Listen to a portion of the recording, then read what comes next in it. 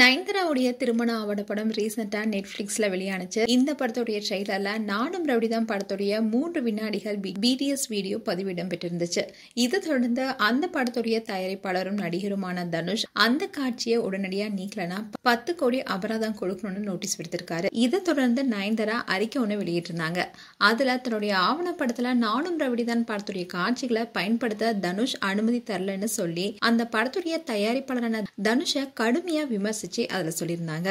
அதாவது நானும் ரவுடிதான் படத்தை விக்னேஷ் சிவன் இயக்கியிருந்த நிலையில அந்த படத்துல நயன்தாரா ஹீரோயின் நடிச்சிருந்தாங்க. அப்பதான் இவங்க 2 பேத்துக்கும் இடையே காதல் மலர்ந்துச்சு.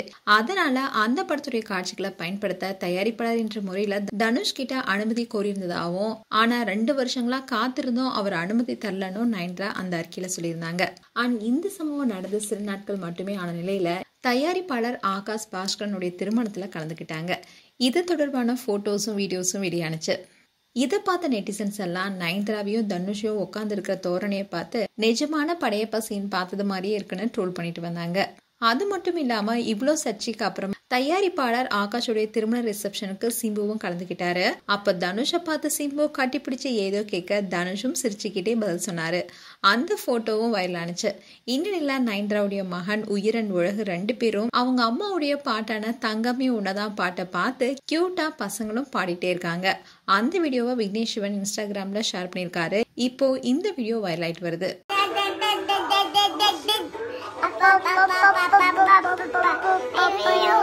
I